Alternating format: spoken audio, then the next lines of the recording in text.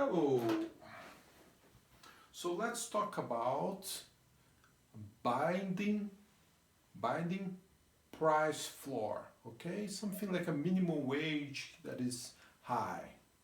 So the government, it's a kind of price control in which the government establish a minimum price for which the good can be traded. Okay, so the goods cannot be traded below a certain level set by the government. So if it's not binding, nothing happens, right? The market operates in the equilibrium where it was previously. But if the price floor is too high, above the equilibrium price, then there will be effects in the economy. And let's start with this situation here, in which my supply curve in blue here, so that's quantity, that's price. In blue here I have my supply. It's quite steep, it's inelastic supply, right? So a change here in 1 unit in price almost makes no change in the quantity supplied. And the demand in red here, the demand is elastic, it's somewhat elastic, it's almost flat, okay? So this point here at P star Q star was the original equilibrium before the price floor, and now we have a price floor here above the equilibrium price. So now at this higher price, this quantity here from here to here, it's going to be the supply, right? How many units the sellers want to sell by the price floor. And the distance from here to here, it's going to be the demand. Okay, and the supply is bigger than the demand, and the difference here is the excess supply. All right. Now, in terms of welfare, so the consumer surplus used to be this triangle here before, and now it's just this little triangle here. So the consumer surplus went down. What about the producer surplus? The producer surplus would be the area of this triangle here before, and after it becomes this trapezium area. So we lose this bit here and we gain this bit, but we lose more than we gain. This area of this triangle here, it's bigger than the area of this little rectangle. So that means that my producer surplus goes down. I lose more than what I gain. Okay, for this particular example, even though I don't have numbers, I can sort of visually, graphically estimate that my producer surplus goes down. Okay, but in this case here, let's see again. Now my supply used to be inelastic, now my supply will be elastic. And my demand used to be elastic, and now my demand will be inelastic. So I switch the elasticities of the demand and supply to make the supply the relatively more elastic one and the demand quite inelastic, opposite to here. Okay, so here I had my equilibrium price. Before the price floor was introduced, my consumer surplus would be all this, and now it will be only this upper part here. Okay, so for the consumers it's quite a loss for sure. For the producers, before, my producer surplus would be this bit here. Okay, and now after the introduction of the price floor, my producer surplus will be this region here.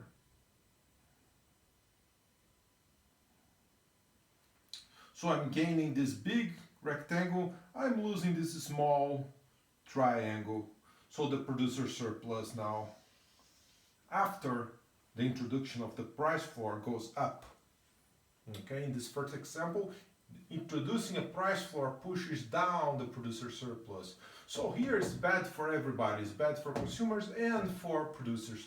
So this is the kind of situation where you really don't want to introduce a price floor, when the supply is very inelastic and the demand is very elastic, right?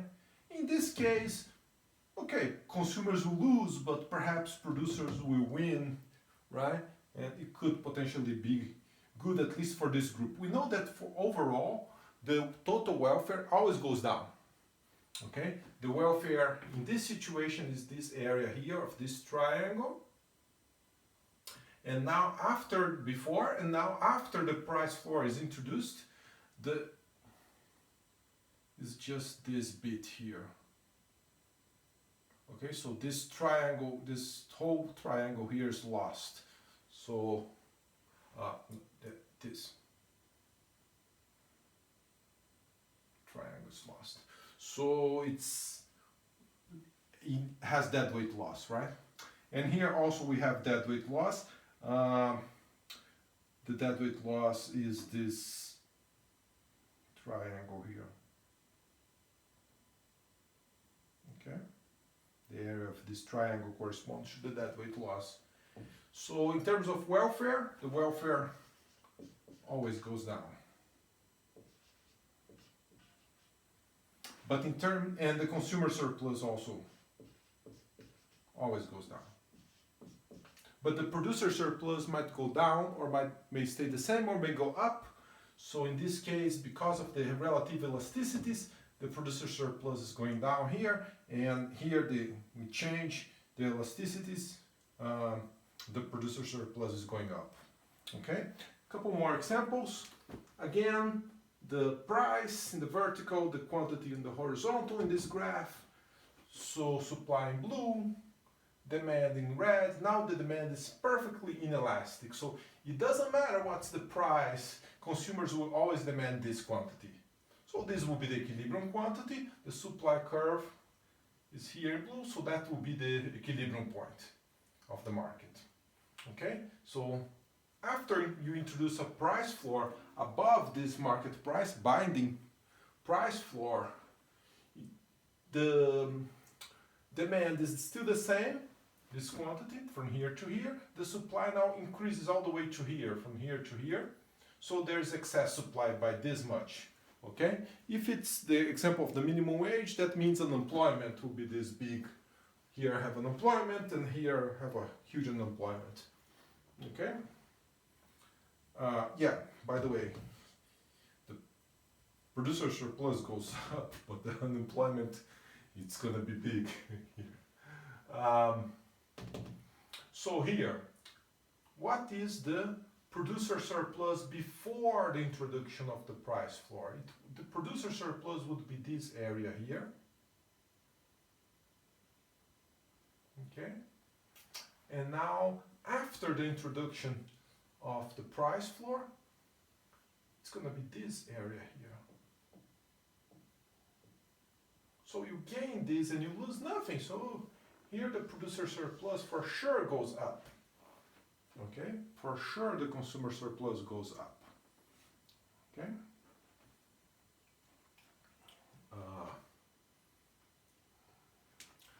Now, here, in this final situation, in this final situation, the demand is perfectly elastic and the supply is not perfect elastic, not perfect inelastic, okay? But the demand is perfect elastic. Here the demand is perfect inelastic, here the demand is perfect elastic. Remember, the demand has this bit here, even though sometimes we don't put it in the graph, but yeah, if the price is very high, consumers will buy nothing, okay? So before the introduction of the price floor, here was the equilibrium, where the supply intercepts the demand, right, with this quantity and this price. And after you introduce a binding price floor above the market price, this is the supply, and the demand is zero. So all this is the excess supply. But you sort of kill the market altogether. Okay? You completely kill the market because now no consumers is going to buy the product. Right? Even if the price floor is just a little bit above the equilibrium price, if the demand is perfectly elastic, boom, you kill completely the market. Okay? So now the producer surplus goes down a lot. because, well, it's all vanished. Before, the producer surplus was this area here, right? This big area here was the producer surplus, and now is what? Now it's nothing. There's no surplus. They don't sell a single unit, right? So in this situation, it's a pretty bad idea to have a price floor if the demand is elastic or perfectly elastic. Here as well, right? The more elastic the demand, it becomes really a bad idea to have a price floor, binding price floor, okay? But if the supply is elastic and the demand is inelastic, then you could consider the possibility of introducing a price floor. Again, you lose in terms of welfare for sure in all cases, but at least in these two cases here, the producer surplus will go up. Okay? That's it for today. See you next time. Bye bye.